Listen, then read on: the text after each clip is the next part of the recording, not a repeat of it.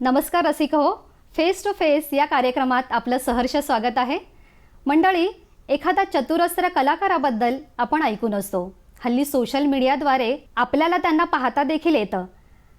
पण ती व्यक्ती जर फेस टू फेस भेटली तर किती विलक्षण आनंद होतो हे आपण मागील भागात पाहिलेलं आहेच.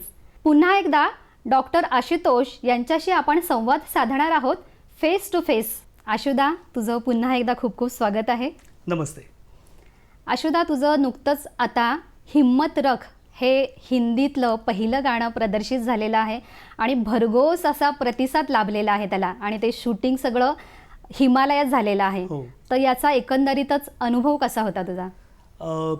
खूप विलक्षण हा अनुभव होता. आपण मागच्या भागात तुम्ही बघितलं असेल तर मराठी माझ्या गाण्यांविषयी बोललो होतो, माझ्या पुस्तकांविषयी देखील बोललो होतो. पण हिम्मत रख हा अनेक अर्थाने मला नुसतं समृद्ध करणारा नाही, तर मला अनेक गोष्टी नव्याने शिकवणारा अनुभव होता. आणि त्याचं शूटिंग तर इतकं मला वाटतं कठीण होतं की अनेकदा मी स्वतःलाच दिलासा दिला आणि हिम्मत रख असं सांगत सांगत ते शूटिंग मला वाटतं पार केलं आहे. तर मला असं वाटतं की हिम्मत रख गाण्याविषयी थोडक्यात सांगायचं तर एक तर तुम्ही सगळ्यांनी बहुतेक बघितलं असेल ते DD नॅशनलवर अनेक काळ दिसत होतं मुळात. त्यामुळे इथे जे DD सह्याद्रीचे आहेत प्रेक्षक त्यांनी तर नक्की बघितलं असेल. खेरीज ते यूट्यूबवर आहे. झी म्युझिक कंपनीनी ते प्रकाशित केलेलं गाणं आहे आणि मीच लिहिलेलं आहे, मीच गायलेलं आहे. तुला माहिती आहे मनीषा. आणि चालही माझे. त्याचं अरेंजिंग जे असतं, कारण हा खूप एक महत्त्वाचा एलिमेंट असतो. कुठलंही गाणं एका माणसाने होत नाही, त्याला अनेक जणांचा हातभार लागतो. तर प्रसाद साष्टे हा खूप मोठा बॉलिवूडमधला अरेंजर आणि म्युझिक प्रोग्रॅमर आहे. आणि प्रसादच्या आम्ही स्टुडिओत हे रेकॉर्डिंग केल्यापासून ते हिमालयात शूटिंग करून पुन्हा अख्खं एडिटिंग करून ते प्रकाशित होईपर्यंतचा अख्खा जो सगळा प्रवास होता 1-1.5 महिन्याचा, हा मला असं वाटतं की एखादा मोठ्या लेखाचाच खरं तर विषय.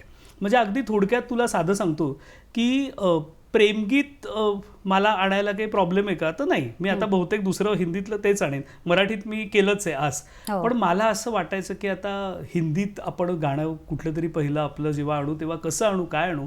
तर अनु मलिक जे खूप मोठे संगीतकार आहेत, दीर्घ काळ ज्यांनी बॉलिवूडमध्ये संगीत क्षेत्रात काम केलं आहे, तर अनुजींना माझं मराठी वीण हे गाणं खूप आवडतं.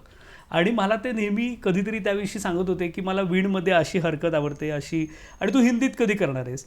तर तेव्हा मी काहीतरी असं सहज म्हटलं की अनुजी, अब तो देखो मेरा मराठी गाणं इतना लेट आ गया, तर आता हिंदी कसं काय? तर ते म्हणाले की काही नाही, कधीही हिंदी गाणं आपण आणू शकतो, त्याला काय, गाण्याला काही नसतं.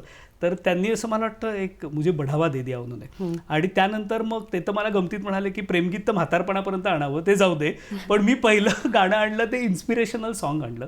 आणि ते काही ठरवून आणलं नाही, मला सुचलं ते खरं. कारण हिंदी मी खूप साहित्य वाचलं नाही आहे, पण जसं धर्मवीर भारती असतील किंवा अजून, तर मला एक चांगले साहित्याचे सगळ्या भाषातले संस्कार असल्यामुळे मला, आणि मला वाटतं मुळात बॉलिवूडची आपली उत्तम गीतं, म्हणजे आत्ताच्याही अगदी काळात जावेद अख्तर असतील, नाहीतर त्याच्या आधी गुलजार असतील, त्याच्या आधीचे सगळे गीतकार, त्यामुळे एक नकळत झालेले संस्कार असतात. त्यामुळे मला जसं मराठी गाणं शब्द आणि सूर एकत्र सुचले, तसं हिम्मत रखही सुचलं. आणि मग आम्ही रेकॉर्ड केलं. रेकॉर्ड करताना प्रसाद साष्टेंनी मला खूप मदत केली. रेकॉर्डिंगच्या वेळेचा एक अनुभव छान सांगण्यासारखा आहे की प्रसादची 2 मुलं आहेत, गार्गी आणि रुद्रान म्हणून. तर गार्गी मी विलायती वाचताना हा जो इंग्रजीचा उपक्रम करतो त्यावेळी ती ऑनलाईन होती, माझी विद्यार्थिनी एक प्रकारे. तर ते दोघंही मुद्दाम आलेले रेकॉर्डिंगला.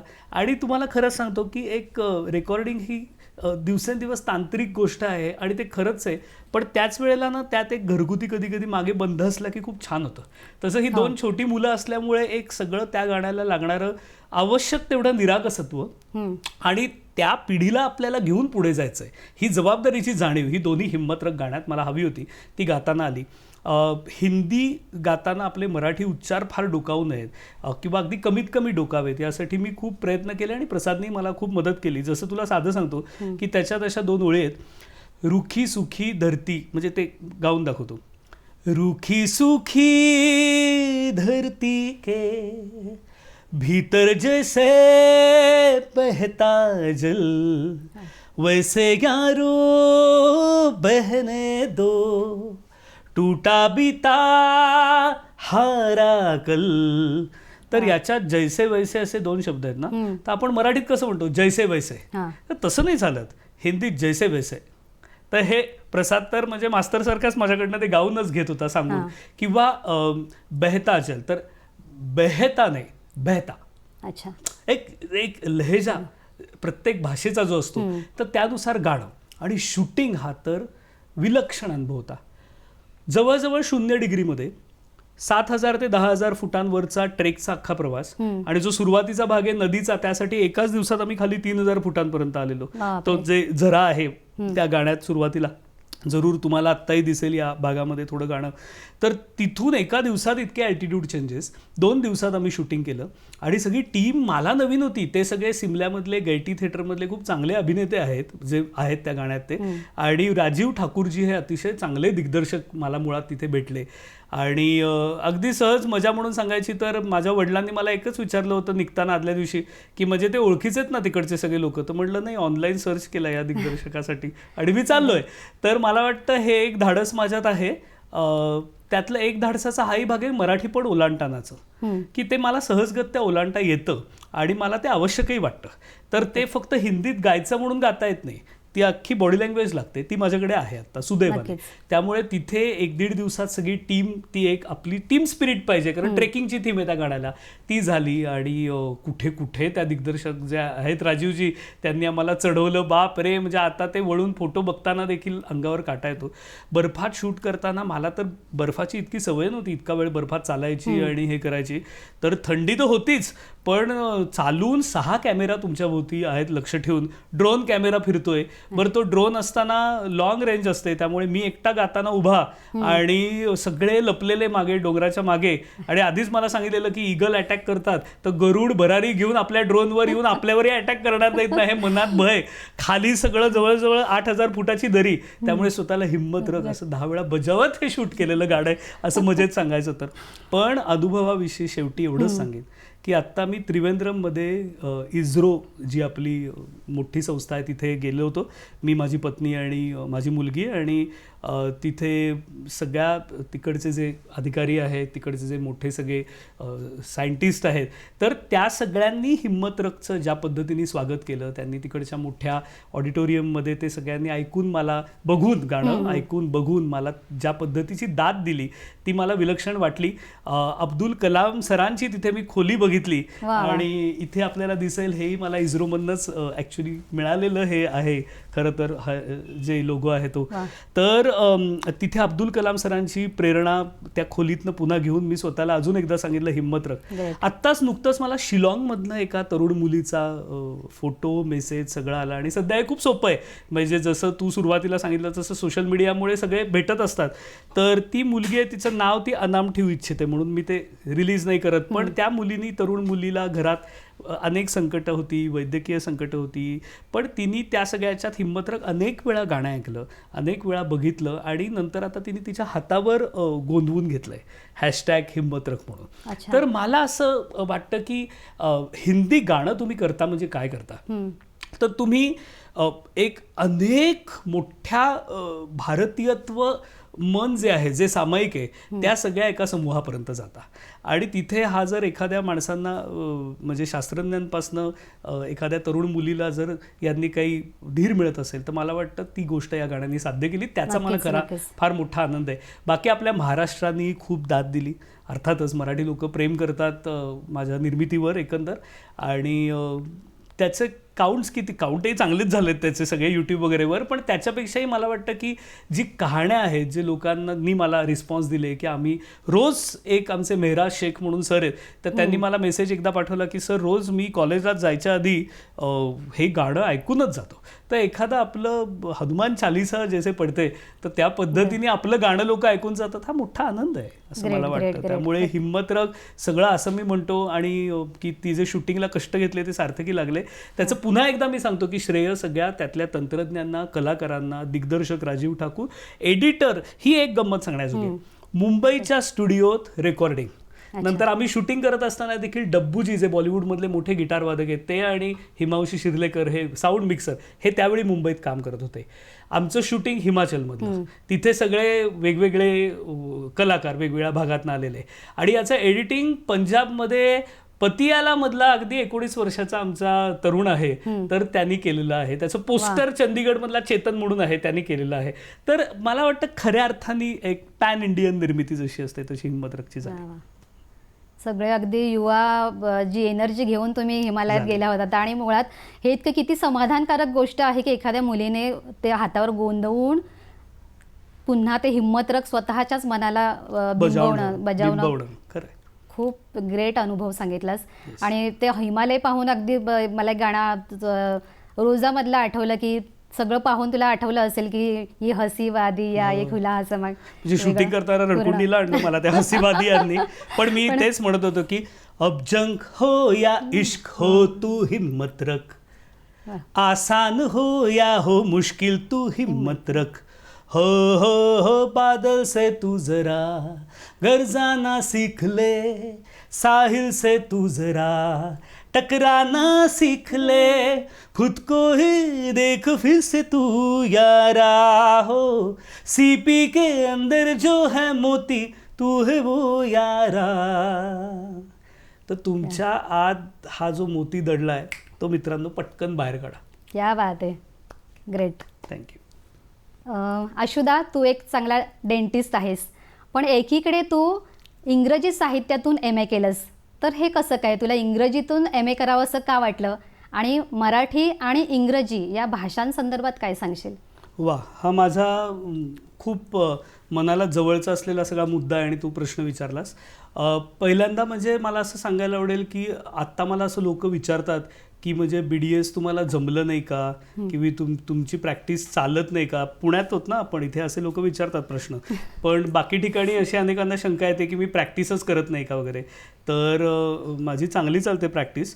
मी 2 हॉस्पिटल्समध्येही कन्सल्टंट आहे, क्लिनिकही आहे. त्यामुळे काही मला जमत नव्हतं आणि येत नव्हतं म्हणून मी काहीतरी वेगळं करायला नाही गेलेलो. पहिला भाग, मला उत्तम मार्कांसकट मी BDSही पास झालो होतो, त्यातही अनेक विषयात मी पहिला आलो होतो.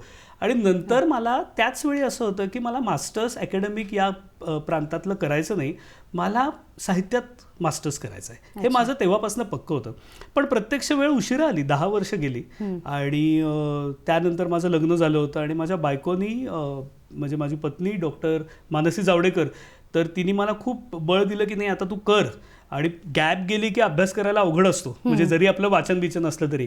पण मी तो अगदी फॉर्म भरला, आणि मला अजून आठवतं आहे की तो अगदी फॉर्म भरायच्या आदल्या दिवशी माझ्या पत्नीने येऊन मला बातमी दिली की आमच्या घरी बाळ येणार आहे, माझी पहिली मुलगी म्हणजे आरोही. तर त्यावेळीची ती बातमी आल्यावर म्हटलं अरे बापरे, आता तर इतकी कामं येणार आपल्याला सगळी, आणि कशाला हे करायचं वगैरे. पण खरं तर मानसीनी मला त्यावेळी खूप पाठबळ दिलं, आणि तिने सांगितलं की ही तुझी आतली खरी ओढ आहे आणि आतली उर्मी आहे साहित्याचा अभ्यास करणं, ही तू कर, आणि आत्ताच वेळ आहे. त्यामुळे मी तो केला. त्यामुळे माझ्या बाळाने पहिला शब्द जो उच्चारला तो अभ्यास असं म्हणायची ती, अभ्यास. कारण तिला तिचा बाप हा गॅलरीत बसून अभ्यासच करताना पाठांतर क्रिटिसिझमचं मी करायचो. तर खूप अवघड कष्टाचे दिवस होते ते, कारण माझी प्रॅक्टिस रोजची अख्खी चालू होती, घरात लहान बाळ होतं, बाकी जबाबदाऱ्या, संकटं, दुःख जी सगळ्या माणसांना असतात, तर त्यापासून मी काही वेगळा नाही आहे. पण मला असं वाटतं की त्या इंग्रजी साहित्याचे माझ्यावरचे सगळ्यात मोठे उपकार असेल की त्यांनी मला या संकटांना तोंड देण्यासाठी विलक्षण बळ दिलं. त्यामुळे मी एकदा समजा टोनी मोरिसनचं ब्लूएस्ट आय वाचत असेन किंवा मी लॉर्ड जिम वाचत असेन किंवा मी ऑथेल्लो वाचायला घेतलं शेक्सपियरचं, की मी या सगळ्या जगातनं एकदम वेगळ्या जगात जात असे. आणि ते स्वप्नील नव्हतं, तेही अत्यंत वास्तवाचंच एक वेगळं जग होतं. त्यांनी मला जगभरातल्या माणसांची मूलभूत जी तत्त्व असतात ती सारखी असतात हा अंदाज आला. आणि मला मजा आली ते सगळं अभ्यास करताना. मला वाटतं मी जरा जास्तच अभ्यास केला, त्यामुळे नंतर निकाल लागल्यावर मलाही आश्चर्य वाटलं की तेव्हाचं पुणे विद्यापीठ, आताचं सावित्रीबाई फुले पुणे विद्यापीठ, त्यातनं मी MA इंग्रजीच्या वर्गाला भरपूर मार्जिनसह पहिला नंबरनी पास झालो असं म्हणायला MA हरकत नाही. तर आणि समीक्षा हा माझा एक त्यात प्रधान भाग होता. इमिग्रंट फिक्शन डिस्कोर्स ॲनालिसिस असा त्यातला माझा मास्टर्सचा विषय होता. त्यामुळे समीक्षेचा एक जो जाणता अभ्यास झाला त्याचा असं मला वाटतं की पुढे मी वा म्हणताना समजा पुस्तक लिहिलं किंवा तर त्या सगळ्या वेळी याचा मला खूप उपयोग झाला आणि होतो. पण मूळ मला माझ्यावर त्या भाषेचे आणि त्या साहित्याचे उपकार आहेत की माझ्या आयुष्यातल्या कठीण अशा प्रसंगात त्या सगळ्या साहित्याने मला फार मोठं पाठबळ दिलं आहे. त्यामुळे तू म्हणालीस ना की मराठी आणि इंग्रजी काय, लोक खूप काय काय बोलतात. मी लहान असल्यापासून मी ऐकतोय की मराठी ही मरणार आहे, अजून तरी काही मेलेली नाही, अजून आपण मराठीतच बोलतोय. इथे तुम्ही रोज DD सह्याद्रीवर उत्तम मराठीतले कार्यक्रम बघत असता, ऐकत असता, तुम्हीही स्वतः त्यात कधी कधी सहभागी होता. तर मला असं वाटतं की इंग्रजी काही शत्रू आपण आता मानू नये. खरं तर मला असं वाटतं माय मराठी नाही आहे का आपली, तर आहे, आईच आहे. पण माय मराठी असेल तर इंग्रजीला निदान तुम्ही मावशी तरी माना. म्हणजे इतकी साधी गोष्ट आहे की काहीतरी करा, कारण नाहीतरी तुम्हाला ती व्यावहारिक जगात तरी लागणारच आहे हे दिसतंय. तर मावशी ही म्हणजे माय मोरो मावशी सरो इतकं नाही, पण निदान मावशी करा. मला विचारशील तर गर्लफ्रेंड आहे माझी इंग्रजी. खूप फिरायला जातो मी तिच्याबरोबर असं मला वाटतं. त्याच्यामुळे मला दोन्ही भाषा आवडतात. इंग्रजी शिकल्याचा एक सगळ्यात मोठा फायदा मला वाटतो, इंग्रजी शिकल्याचा म्हणजे इंग्रजी साहित्य एकदा तुम्ही अभ्यास केलात किंवा समीक्षेची काही तत्व, इंग्रजी भाषाशास्त्र एकदा शिकलत की फायदा असा होतो की जगभरातल्या सगळ्या जवळजवळ भाषांमधलं इंग्रजीत भाषांतरित झालेलं साहित्य. त्यामुळे तुम्हाला फक्त इंग्रजी साहित्याचं दालन नाही तर जगातलं सगळ्या महत्त्वाचं साहित्याचं दालन तुमच्यासाठी खुलं होतं. आणि त्यामुळे स्पॅनिशमधला तुम्हाला बोर्हेस तुम्ही वाचू शकता, कितीतरी सगळे अजून मोठे मोठे आहेत कलाकार, ते तुम्ही लेखक आहेत ते वाचू शकता, बघू शकता. त्यामुळे मला असं वाटतं की इंग्रजीचं अनेकांना भय वाटतं, पण तसं करू नका. ती आपली मावशी असं मानून चाला. हे बघा, प्रत्येक भाषेच्या खोड्या असतात. म्हणजे संस्कृतची वेगळी, हिंदीची वेगळी, मराठीची वेगळी, इंग्रजीची वेगळी. आणि प्रत्येक भाषेला कुठेतरी शरण जायला लागतं एकदा. ती भाषा ताकदीची आहे. एक तुला सांगू, जे लोक म्हणतात आम्हाला इंग्रजी आवडत नाही, जो माणूस एका भाषेवर प्रेम करतो तो दुसऱ्या भाषेचा दुस्वास करूच शकणार नाही. मी तुम्हाला पुन्हा सांगतो की तुम्ही जर एक भाषा प्रेमी असाल तर तुम्ही कुठल्याच भाषेचा दुस्वास नाही करू शकत. इतकी साधी गोष्ट आहे खरं तर. त्याच्यामुळे दोन्ही आपल्याला, उलट मी असं म्हणेन की महाराष्ट्रामध्ये खूप आधीपासून ब्रिटिश असल्यामुळे मुळात इंग्रजी बाकी प्रांतांपेक्षा चांगलं आहे, तर आपण ते वाढवलं पाहिजे आपलं स्किल आणि त्याचा व्यावहारिक उपयोग करून घेतला पाहिजे असं आपल्या तरुणांना मी आवर्जून सांगेन. म्हणजे इंग्रजी साहित्य दूर राहू दे, मूळ आधी जे व्यावसायिक इंग्लिश म्हणतात, बिझनेस इंग्लिश म्हणतात, ते तर चांगलं पाहिजेच. नक्कीच.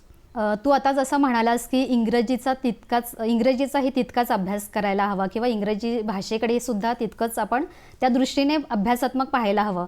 तर तू इंग्रजी भाषेसाठी किंवा इंग्रजी लेखन काही केलंस का? मी इंग्रजी लेखन केलं त्याविषयी तर मी बोलतोच मनीषा, पण मुळात इंग्रजी भाषेचा सौंदर्याचा, त्या भाषेच्या साहित्याचा सौंदर्याचा आस्वाद अनेकांनी घ्यावा असं मला वाटतं. त्याची सुरुवात विलायती वाचताना या उपक्रमातनं झाली. तेव्हा कोविड काळ होता, तुम्ही सगळे मला खात्री आहे घरी बसले असणार आणि आम्ही बऱ्यापैकी घरी होतो, पण बऱ्यापैकी अशासाठी कारण हॉस्पिटलमध्येही माझ्या ड्युटीज असायच्या, पण घरी आल्यानंतर तरी थोडा वेळ होता. तर मग मी विचार केला की इंग्रजी साहित्याचा आस्वाद आपण कसा लोकांपर्यंत पोहोचवू शकतो, म्हणून मी विलायती वाचताना हा एक उपक्रम ऑनलाईन सुरू केला आणि बघता बघता त्याच्या अनेक बॅचेस झाल्या. खरं तर विद्यार्थी मी मजेत म्हणतो, लहान मुलांच्याही बॅचेस घेतल्या, पण मोठ्यांच्या आधी मूळ जास्त घेतल्या. की जी माणसं मराठीमध्ये काय गौरी देशपांडे, आशा बगे, कुसुमाग्रज, शंकर रामाणी असं सगळं समजा वाचतायत, ते इंग्रजीमध्ये एकदमच मागे असतात खूपदा. तर ती जी गॅप आहे ती कशी भरून काढायची हे मी त्या खरं उपक्रमात सांगतो. अजून त्यात खरं मला खूप करायचं आहे, पण एक माणूस आणि काम खूप असं होतं. बुक ब्रो नावाची आत्ता मी सिरीज नवी आणली, हो. तर तू पाहिले असशील कदाचित. भाग आत्ता 11वा भाग जस्ट प्रकाशित झाला. खरं तर घरगुती येते, यूट्यूबवर तुम्ही बघितलं तरी बुक ब्रो असं सर्च करा. साधारण एक 3 पुस्तकं मराठी असतात, त्याच्यावरचं मी पुस्तकाचा रसास्वाद त्या व्हिडिओत घेतो. कधी मुलाखती असतात, जसं मागच्या वेळी आम्ही एकदा वीणा देवांचे 2 एपिसोड केले. एकदा राधा मंगेशकरांबरोबर मी त्यांचा केला, स्वांसीचे दिवस वीणा देवांचा होता, आणि एकदा राधा मंगेशकरांबरोबर केला.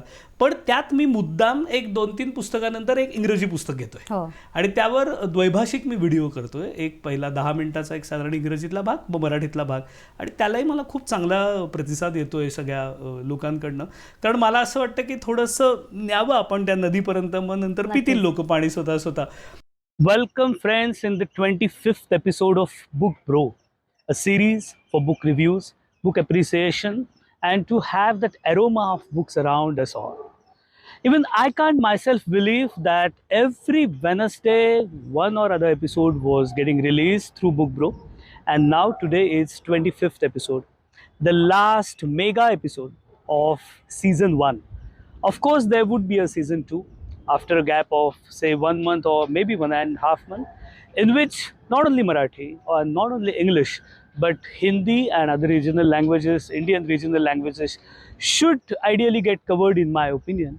And so is the Spanish literature in translations, Japanese literature in translations. But one part which I would like to convey right away is thank you so much for always staying tuned for every upcoming episode of Book Bro.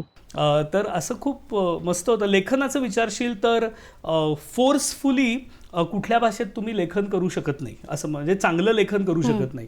म्हणजे एखादा वर्तमानपत्रात तुम्हाला लेख लिहायला सांगितला तर लिहिणं वेगळं आणि आतून सुचणं वेगळं. माझं भाग्य आहे की मला आतून सुचलं, आणि मला आत्ता कादंबरी माझ्या हातनं एक लिहून झाली इंग्रजी, जी आत्ता एका लिटररी एजंटकडे आहे, आणि होपफुली लवकरात लवकर ती प्रकाशित होईल. अजून त्याचं शीर्षक अनिर्णित आहे, पण अयान आणि अर्जुन असे दोघं त्यात आहेत. एक मोठा पट आहे, कारण जो अयान आहे तो बेसिकली इराकमधला आहे आणि कुर्द आहे, तो कुर्दिश आहे तो, आणि अर्जुन जो आहे तो मुंबईतला आहे आणि मूळ कोकणातला आहे. आणि ते दोघं, त्यांची मैत्री, त्यांच्यातला एक पुरुष बंध, त्यांच्या मैत्रिणी, त्यांचं एक जग, आणि एक मोठा तत्कालीन जागतिक राजकारणाचा पट, म्हणजे भारतातला आणि इराकमधलं समाजकारण, धर्मकारण, राजकारण, असे अनेक धागे त्यात नकळत आलेत. आणि माझ्या मताने ती खूप छान गोष्ट माझ्या हातनं लिहून झाली आहे खरं तर. तर बघूया कसं स्वागत होतं. मला मुद्दाम तुला सांगावं असं वाटेल एकच गोष्ट शेवटी, की प्रत्येक भाषेत लिहिताना मला वाटतं आपण वेगळे बाहेर होतो, वेगळे एक्सप्रेस होतो. जसं गाण्यातला आशू वेगळा आहे समजा, आणि लेखनातला मी वेगळा आहे, त्यातही कवितेतला अजून वेगळा आहे समजा, स्टेजवरचा वेगळा आहे, कॅमेरासमोरचा वेगळा आहे, तर तसा इंग्रजी लेखनातला आशुतोष हा वेगळा आहे नक्की. हे मला लिहून झाल्यावर जाणवलं की आपण मराठीत लिहितो त्याच्या इतपतच सुदैवाने सरस झालं आहे असं मला आणि माझ्या संपादकांना तरी वाटतंय. पण वेगळा, माझ्यातलाच कोणीतरी वेगळा अख्खा एक माणूस बाहेर आला. एक आपली जी बंधनं असतात, नाही म्हणलं तरी मराठी म्हणून, ती नकळत लेखक म्हणून असतात, आत असतात, ती गळून पडली माझी इंग्रजीत लिहिताना. तर बघूया कधी येते काय ते भगवा नेमत, जसं राधा मंगेशकरनी तिच्या एपिसोडमध्ये सांगितलं की उपरवाला नेमत करता है, तर त्याचं जेव्हा होईल, शुभाशीर्वाद मिळतील, तेव्हा ती कादंबरी बाहेर येईल, असं साधं म्हणायचं. नवीन कादंबरीचं देखील स्वागत आहे. थँक्यू. आशुदा, तुझं नुकतंच पुस्तक प्रकाशित झालेलं आहे 20, 30, 40. मी तर म्हणेन त्याच्या पुढे 60, 70 यांना पुरून उरतात ती नाती, असा एक सुंदर संदेश देणारं हे पुस्तक मला वाटलं. आणि त्यातली भाषा ही आजच्या पिढीची मला जाणवली. त्याच्यामध्ये वेगवेगळी पात्रं आहेत, जसा तेजस आहे आणि मुळारंभमधला ओम आहे. तर आम्हा वाचकांना असं वाटतं की ही जे 2 पात्रं आहेत तो तूच आहेस. तर नेमका आशुतोष कोण आहे, कसा आहे? हे तुझ्यासारखे मला खूप प्रेमाने अशुदा म्हणणारे इतके मला वाटतं चांगले वाचक प्रेमी माझे आहेत की त्यांना सगळीकडे बहुतेक मीच दिसत असतो, की ओममध्येही तेजसमध्येही, पण चेष्टेचा भाग वेगळा. मला असं वाटतं की तोच प्रिसाइजली मुद्दा असतो की फिक्शन आणि नॉन फिक्शन अशी जी डिव्हिजन असते की एक असतं तथ्याधिष्ठित लेखन, म्हणजे अगदी शुद्ध मराठीत बोलायचं तर जसं माझं लय पश्चिम आहे किंवा नवे सूर नवे तराणे, आणि फिक्शन म्हणजे जसं 20-30 40 म्हणली तर लघु कादंबरीच आहे, म्हणली तर छोट्या कथा आहेत सगळ्या, मुळारंभ तर कादंबरीच आहे. तेव्हा आयन अर्जुनही आता लोकांना माहित नाही पण ती तर कादंबरी प्रॉपर असणार आहे, तर त्यावेळी बहुतेक म्हणतीलच लोक की अर्जुन म्हणजे हाच दिसतोय असं येणार आहे पुढे. तर मला असं वाटतं ओमच्या बाबत हे खूप म्हटलं गेलं, कारण ओम डेंटल कॉलेजमध्ये होता आणि मी डेंटिस्ट आहे, आणि त्यावेळी तर मी अगदी प्रस्तावनेतही लिहून ठेवलं होतं की अजिबात नाही वगैरे असं.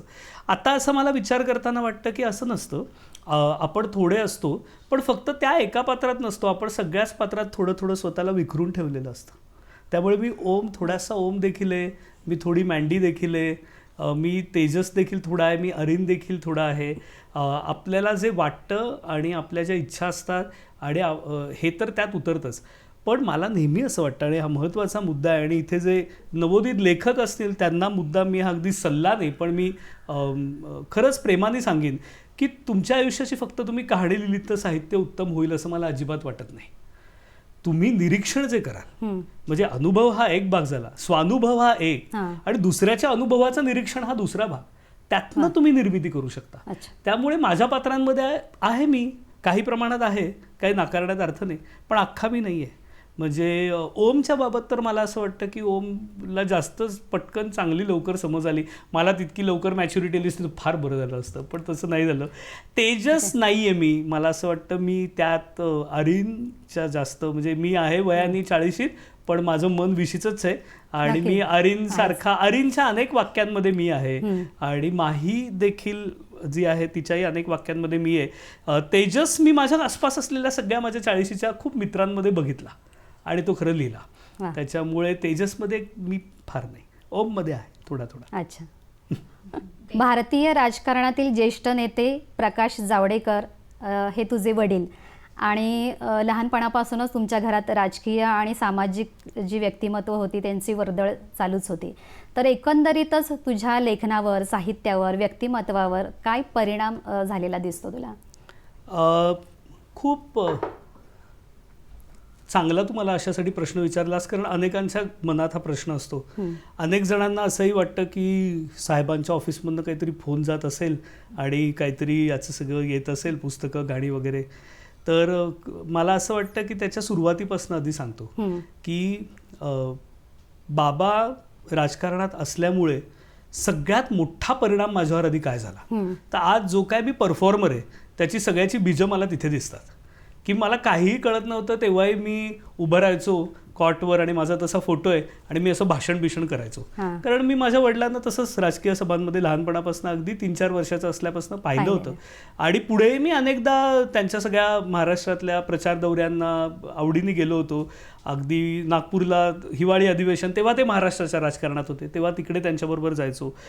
त्यामुळे लोकांना माहिती नसलं तरी मला राजकारण बरंच कळतं, समजतं, आणि कोणी ढकलून दिलं तर नक्की मी म्हणजे माझा टिकाव लागू शकेल इतपत मला त्यातली समज आहे. पण अगदी आत्ताही मी राजस्थानला निवडणुकीच्या वेळी ते प्रभारी होते तेव्हा त्यांच्याबरोबर गेलो होतो. अशा सगळ्या प्रसंगात मी छान राजकीय निरीक्षक म्हणून जात असतो.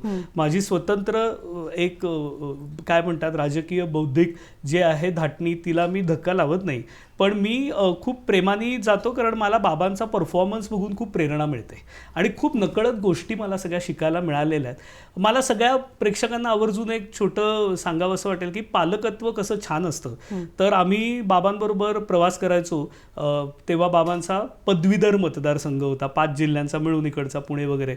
तर आम्ही असं सातारा वगैरे कुठेतरी जात असू तर बाबांनी एक खेळ केला होता. आम्ही असो 4वी-5वी नंतर, आठवतंय मला हे, पुढे नाही 7वीत वगैरे असू, की विषय द्यायचे आणि सांगायचे भाषण करा. अच्छा. गाडीच्या प्रवासातनं.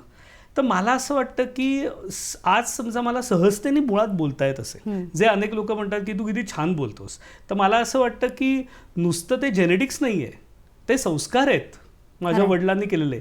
त्यामुळे रोज घरात ते आम्हाला मिळायचे का? नाही. त्यातनं अपरिहार्यपणे तुम्ही मिस करता का? तर हो, आजही असं मला वाटतं. पण असं कधी कधी वाटतं की रोज बँकेतनं घरी येणारे वडील मलाही झेपलेच नसते बहुतेक.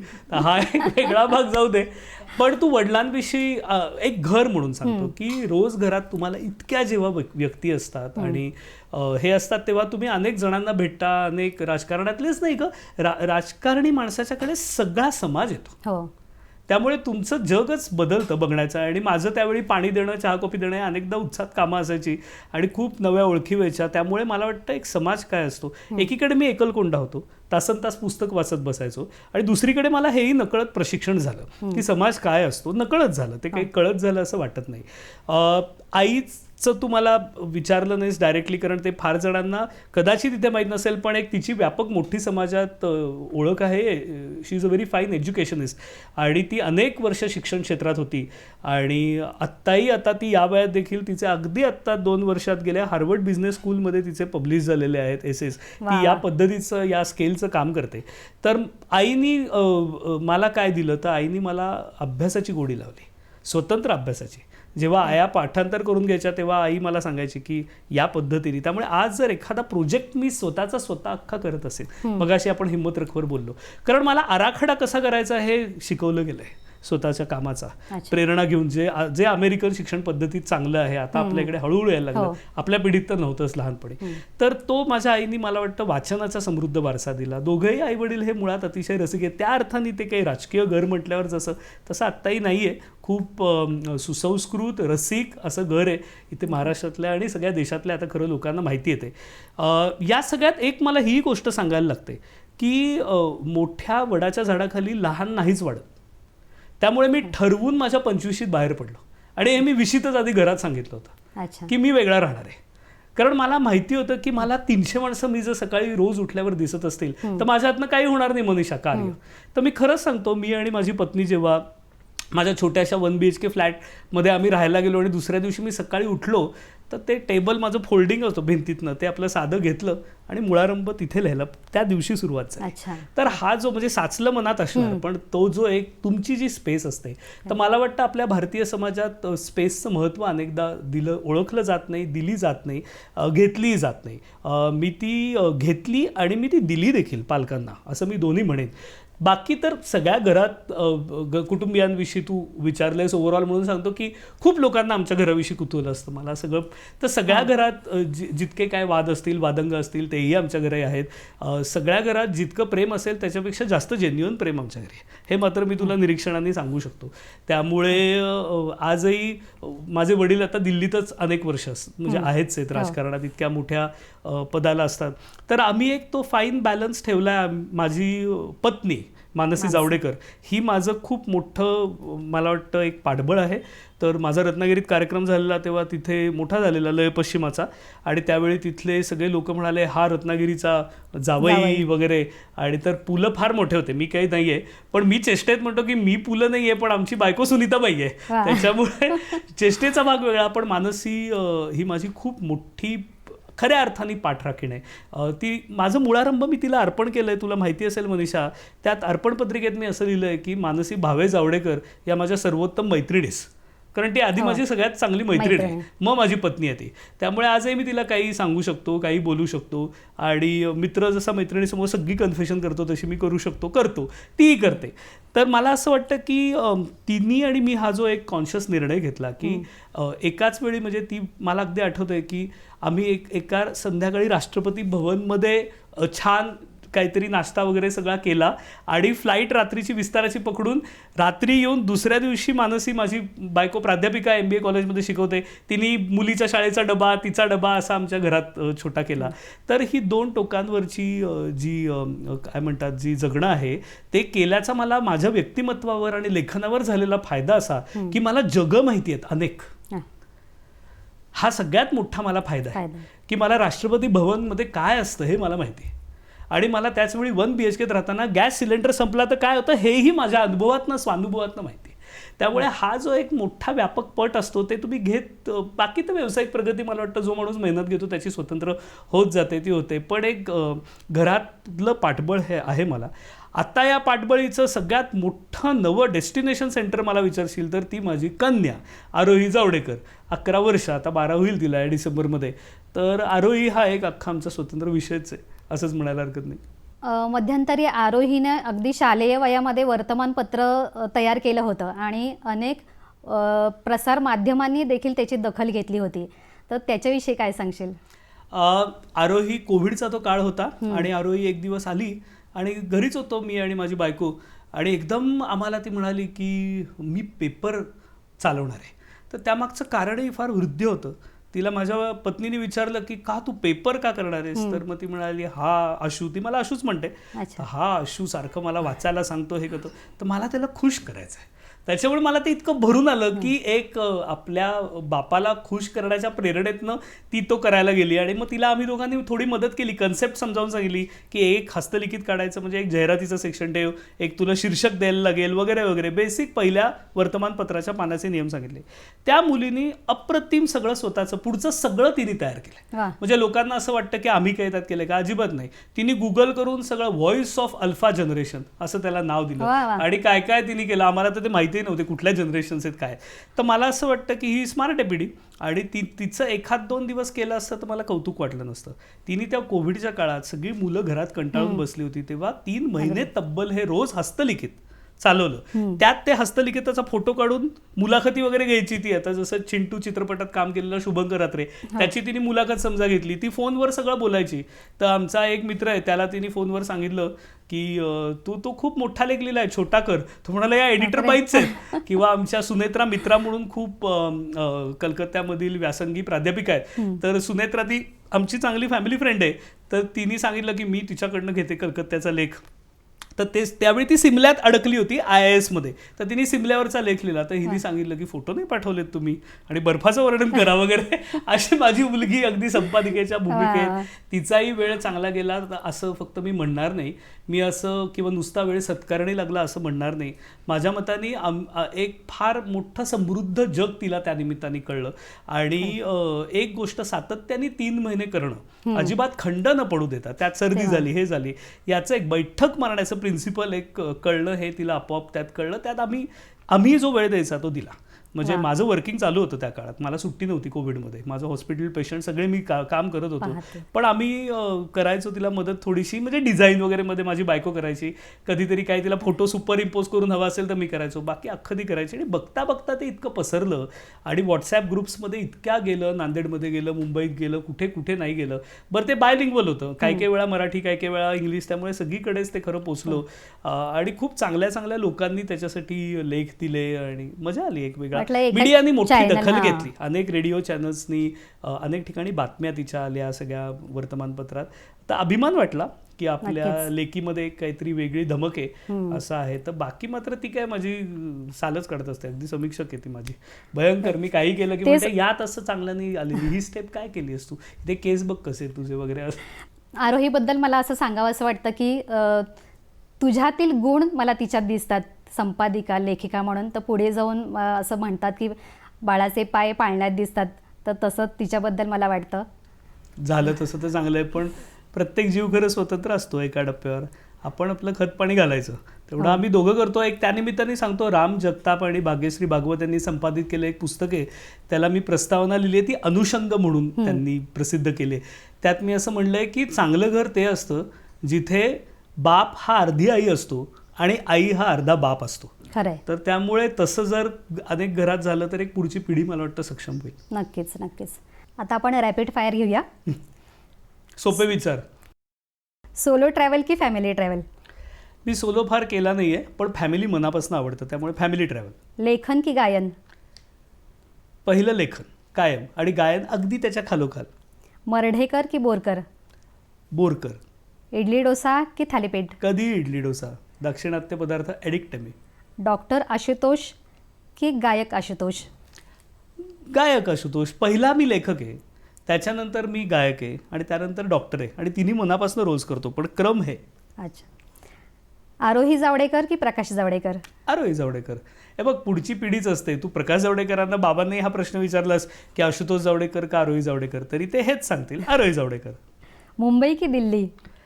दिल्ली. कधीही. पुणे की मुंबई? मुंबई. कधीही. SD की RD? खरं दोघं, पण SD. केरळ की हिमाचल प्रदेश?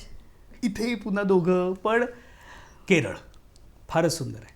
सोनू निगम की अरिजित सिंग? सोनू. आणि त्याला एक कारण फक्त देतो की काळाच्या ओघात टिकणं आणि व्हर्सटॅलिटीने आवाज वापरणं हे सोनूला साधलंय. अरिजितचा आवाज फार सुंदर आहे, भाव सच्चा आहे, पण एकच एक वाटतो नंतर, म्हणून सोनू. बरं. शकीरा की बियॉन्से? हा, दोघी मला खूप आवडतात. आणि काय दोघे आहेत, कुठल्या पुरुषांना नाही आवडणार. पण शकीरा काय पदन्यास आहे तिचं. वा अगदी. आणि शेवटचा, शेक्सपियर की ज्ञानेश्वर? वा. हा असा आहे ना की या शेवटच्या ह्याच्यात शेक्सपियर का ज्ञानेश्वर असं नाही पाहिजे, शेक्सपियर आणि ज्ञानेश्वर पाहिजे. कारण मी तुला सांगतो की तुम्हाला सगळ्यांना मला जरूर सांगायला आवडेल, कारण मी दोन्ही बऱ्यापैकी वाचलं आहे. शेक्सपियर मी शिकवलं आहे मुलांना एमएच्या, आणि माझ्या सगळ्या पुस्तकांची अवतरणं ही ज्ञानेश्वरीमध्ये. हो. तर मला असं वाटतं की सगळ्या मानवी भावभावनांचं नाट्य अगदी खोलात जाऊन कोणी केलं तर शेक्सपियरने केलं. आणि ते नाट्य का होतं त्याच्या मागचा जो मोठा जो अधिभौतिक पैस आहे तो ज्ञानेश्वर माऊलींनी दाखवला.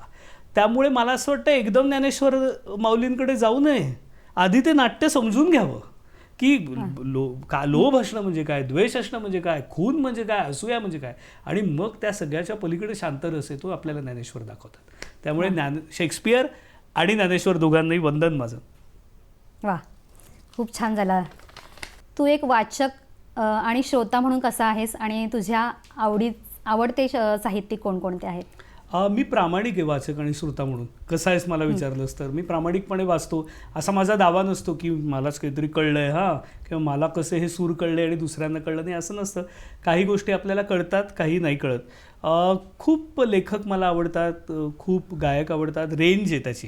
म्हणजे जसं आत्ता मगाशा आपण बोलताना म्हणालो तसं की पाश्चात्य संगीताचं आपण मागच्या भागात बोलत होतो लय पश्चिमाविषयी. त्यामुळे एक पाश्चात्य संगीताचं दार माझ्यासाठी खुलं आहे. त्याच्यात मला कंट्री संगीतामधले जॉन डेन्वर मला खूप आवडतो, खूप म्हणजे खूपच आवडतो मला. आणि पॉपमध्ये अर्थात मायकल जॅक्सनचा एक डिस्कोर्स म्हणून मला आवडतो अख्खा, म्हणजे गाणं म्हणून आवडत नाही, पण एक त्याचं सगळं फॅशन, त्याचं नाचणं हे सगळं मला आवडतं. पण मला सिलिन डियान ही पॉपमधली सगळ्यात जास्त आवडते गायिका जी आहे ती. बॉब डिलन अर्थातच साहेब आवडतात, आणि खरं तर अजूनही बरेच लोक. पाश्चात्य याच्यात ना आपल्या बॉलिवूडमध्ये तू जर मला विचारशील तर आत्ताच्या याच्यातली श्रेया घोषाल अर्थातच. पण मला श्रेया जितकी आवडते तितकीच, किंवा कधी कधी काकडवर सरस सुनिधी देखील फार आवडते. मला असं वाटतं सुनिधीचं फार अस्सल असतं एक्सप्रेशन जे असतं ते. जुन्या याच्यात तर काय, म्हणजे लता आणि आशा ही तर दोन नावं कुठल्याच भारतीय माणसाला कधीच ओलांडणं कुठल्याच जन्मात शक्य होणार नाही. त्यामुळे त्या दोघे आहेच आहेत. आणि पुरुष गायकही अनेक खूप चांगले आहेत. मराठीत देखील खूप चांगले गायक गायिका आहेत. म्हणजे सगळ्यांची एकाचं नाव घेतलं दुसऱ्याचं राहील, पण खरंच खूप चांगली समृद्ध मला गायक गायिका दिसतात. संगीतकारांमध्ये अर्थात आमची पिढी रेहमानवर वाढली. रेहमानोत्तर संगीताचे आम्ही पहिले साक्षी. त्यामुळे रेहमान हा आहेच आहे आमच्या लेखी. आजही पुन्हा पुन्हा आम्हाला चय्या चय्या ऐकावंसं वाटतं, गुणगुणावंसं वाटतं, गावंसं वाटतं. पण मला आत्ताच्या याच्यातले, त्याच्या आधीचे जतीन ललित आवडतात, त्याच्यानंतरच्या याच्यातले विशाल शेखर मला आवडतात. अगदी आत्ताच्या याच्यातलं मला खूप असे नवे नवे सचिन जिगर वगैरे आहेत, त्यांची काही काही गाणी आवडतात. जुन्या ह्याच्यात अर्थात सगळे मास्टर्स, तो सुवर्ण काळच होता. म्हणजे मदन मोहन असतील, SD असतील, मधल्या काळातले RD असतील, कितीतरी, म्हणजे कोणाकोणाची नावं घ्यायची आणि कशी घ्यायची. त्यामुळे संगीतकार अनेक आवडतात. पुस्तक आणि म्हणजे वाचन आणि गायन या दोन्ही कलांचा रसास्वाद घेताना एक मी गोष्ट मनीषा कायम पाळली, ती म्हणजे आपली अभिरुची सीमित ठेवायची नाही. आपल्याला जे अनकम्फर्टेबल वाटतं तेही आपण ऐकायला पाहिजे थोडंसं. जसं MIA नावाची, मिया नावाची एक गायिका आहे, तिचं श्रीलंकेची मुळात रूट्स आहेत, आणि ती त्या श्रीलंकेच्या सगळ्या खरं अतिरेकी चळवळीशी लांबणं निगडीत आहे खरं तर. पण ती इंग्लंडमध्ये असते. तर तिचं पेपर प्लेन्स नावाचं मी गाणं ऐकत होतो, त्यात प्रत्येक ध्रुवपदानंतर मशीन गनचे आवाज आहेत, आणि त्यामुळे ते गाणं बॅनही केलं आहे काय की पोर्टल्सनी, ऑडिओ पोर्टलनी. पण मी जेव्हा ऐकलं तेव्हा मला असं वाटलं की ना, सांगीतिक प्रतलावर किती ते वैशिष्ट्यपूर्ण आहे, किती वेगळं आहे, अवघड आहे. म्हणजे मी अशी सहमती नाही दाखवली, पण त्याचवेळी मला असंही वाटतं की एखाद्या कलाकाराला असा आशा अभिव्यक्त करावा असं वाटणं हे तरी मी समजून घ्यायला पाहिजे. मला नसेल तर आता मराठी साहित्यातलं एक शेवटचं सांगतो. मला ज्ञानेश्वरांपासून समृद्ध परंपरा आहे, कोणा एकाचं नाव घेणं खरंच शक्य नाही. पण मला प्रवास वर्णनं आवडतात. मला राजकीय आणि सामाजिक लेखन खूप आवडतं, म्हणजे जे लोकांना अनेकदा माहिती नाही आहे. आणि आंतरराष्ट्रीय राजकारण हे तर खूपच माझा आवडीचा विषय आहे. त्यामुळे मी त्यामधली इंग्रजी आणि मराठी खूप पुस्तकं वाचत असतो खरं तर मोठा अख्खा एपिसोड करू, काय काय मी वाचतो, काय काय बघतो. त्या मनाने चित्रपट कमी बघतो खरं तर. एकच गोष्ट अनेकदा बघतो. जसं इट प्रे लव मी पिक्चर निदान 20 वेळा पाहिला आहे. मला आवडलेली गोष्ट मी पुन्हा पुन्हा पुन्हा पुन्हा पुन्हा बघत असतो, वाचत असतो, ऐकत असतो. आणि पण सतत म्हणजे मी मूव्ही फ्रीक नाही आहे. नाटकं तर मला परिभाषाच नाटकाची अद्याप कळलीच नाही आहे, अगदीच वाईट येते. त्यामुळे मी कधीही नाटकं लिहू शकणार नाही आणि बघतानाही मी असं असतं की अरे काय चाललंय असं खूपदा होतं. त्यामुळे त्या सगळ्या कलाकारांना आधीच मी सॉरी म्हणतो की तिथे माझी रसिकता अगदी सबशेल खाली गेली, पण बाकी बरी आहे. मगाशी बोलताना तू असं म्हणाला होतास की मराठी पण ओलांडणं हे तुझ्या स्वभावात आहे, तर म्हणजे नक्की काय म्हणायचं तुला? सुरुवातीला बघ माळ घातली आहे मी आज मुलाखतीला. डी सह्याद्रीचा कार्यक्रम आहे आणि माळ घातली आहे. असे हे लोंबणारे हे घातलेत, कोणाला आवडतील कोणाला नाही आवडणार, पण ही एक मराठी पण ओलांडणंच आहे की आपल्या एक फॅशनपासून चालू करूया. मी कॉलेजमध्ये असताना I was a fashion disaster, काहीच मला कळायचं नाही. मग नंतर 30शी नंतर माझे इराणी विद्यार्थी फार देखणे असतात ते. मग त्यांचं मी बघून म्हटलं अरे हे यांना जमतं हां, आणि वेगळं हे शास्त्र आहे. मग मला कळलं नुसतं शास्त्र नाही आहे, कला आहे ती, आणि त्यात सर्जन आहे. मग साध्या साध्या गोष्टींनी किती तुमच्या व्यक्तिमत्वाला बाहेर येऊ शकतो. आणि मग ते करताना इनिबिशन्स मोडणं, म्हणजे मी गळ्यातल्या माळेचं उदाहरण का दिलं तर आजही पुरुषांना पटकन असं वाटतं अरे काय अशी कशी माळ आपण घातली. तर फॅशन ही तत्कालीन एक सामाजिक संकेतातनं बनत असते आणि चांगली फॅशन ही त्या संकेताला जरा ढुशी देत असते. तर एक माझ्या हात बंडखोर आहेच, तर तो ते करत असतो. आणि त्यात अमराठी पण, कारण माझं मुळात कॉलेजमधलंही सगळं सर्कल अमराठी होतं, योगायोगाने आलं ते. आणि पुढेही माझ्या वास्तव्यात मुंबई दिल्ली दोन्ही शहरं खूप आल्यामुळे एक अमराठी परिसर मला प्राप्त झाला आणि त्यातनं मी खूप शिकलो. त्यातली पहिली गोष्ट मी शिकलेलो अशी आहे जी आपल्या मराठी माणसांनी शिकायला पाहिजे, ती अशी की आपण बोलतो जास्त आणि त्या मनाने काम कमी करतो. म्हणजे खरंच आहे, बाकी तुम्ही प्रांत बघा भारतातले जास्त अभ्यास करतात, तुम्ही कुठल्या UPSCचे रिझल्ट बघा, हे करा. आपल्या इकडे जरा जास्त भाषणबाजी जास्त आहे आणि काम त्या मनाने कमी. मग काही प्रांत असे आहेत की जे शो बिझनेस त्यांना जास्त जमतो, कारण त्यांना शो देखील करता येतो. तर आपण लगेच म्हणतो काय अगदी मिरवतायत. तर आपल्याला आता यायला हवं, काळाची गरज आहे ती.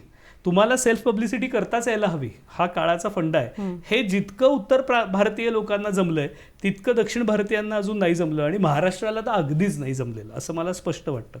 सगळ्यात महत्त्वाचा भाग की आपल्याला जर जगभर जायचं असेल तर एक मराठी लॉबिंग आपण करायला पाहिजे. मग ते साहित्यात असेल, राजकारणात असेल, क्रीडा विश्वात असेल, सगळ्या याच्यात असेल. कारण मला असं वाटतं की बाकी प्रांत करतात, आणि नुसतं भारतातले प्रांत असं नाही, जगात देखील एक पॅन मराठी मोठी कम्युनिटी आहे. तर तुम्हाला तुमचा एक ठसा उमटवायचा असेल, तुमची भाषा संस्कृती पोचवायची असेल तर ती पोचवायला लागेल लॉबिंग करून, आणि ती पोचवायला लागेल जगाच्या परिभाषेत. नक्कीच तुम्हाला असं आम्ही मराठी म्हणून फक्त चालणार नाही, तुम्हाला ग्लोकल व्हायला लागेल. तुम्हाला ग्लोबल आणि लोकल हे दोन्ही देखील सांभाळत पुढे पुढे जायला लागेल. हे मला अगदी 100% तुला सांगावंसं वाटेल. त्यामुळे मराठी पण मी अनेक अर्थाने ओलांडलं. मला असं वाटतं की मुळारंभमध्ये जसं तो ओम आहे, तर तो स्पर्शाचं साध्या स्पर्शाचे की मित्रमैत्रिणी त्याचे ज्या पद्धतीने त्याला मिठी मारतात, हग देतात. तर माझं कशाला स्पर्शाचं उदाहरण द्यावं मुळारंभमधलं. इरावती कर्व्यांनी स्पर्शाचं गाणं नावाचं फार सुंदर लेख लिहिलं आहे माझ्या या वा म्हणताना पुस्तकात, त्यावर मी लिहिलं आहे. तर त्यांनी असं जर्मनीला जातात आणि तिथे सगळे मुके घेत असतात, तर त्यावर अगदी त्या पुसतात त्यांच्या पदराने, आणि नंतर त्यांना सवय होते. तर मला वाटतं की ही जी सवय होणं आहे दुसऱ्या संकेतांची, हे आपल्याला जमायला हवं. ते मराठी तरुणांना जितक्या लवकर जमेल, आता जमताना दिसतंय मला. म्हणजे हे फक्त चुंबनांचं नाही बोलत आहे मी, ते इरावती कर्व्यान इतका आधी व्यासंग घेऊन या, मग तो लेख लिहा. मला असं तुम्हाला सगळ्यांना असं सांगावं असं वाटतं की आपण एक नकळत आपल्याभोवती चौकट आखलेली असते आपल्या वाढताना, ती कधीतरी तोडणं, मोडणं आणि स्वतःला जगाच्या परिप्रेक्षात नव्याने बघणं हे महत्त्वाचं असतं. तर त्या अर्थाने मी ओलांडलं का गं? तर हो, ओलांडलं, आणि त्याचा मला आनंद आहे का? हो, आणि अभिमानही आहे, दोन्ही आहे. आशुदा, तुझ्यासोबत गप्पा मारताना खूप खूप आनंद झाला, आणि मनापासून तुझे धन्यवाद. मलाही भारी वाटलं. थँक्यू.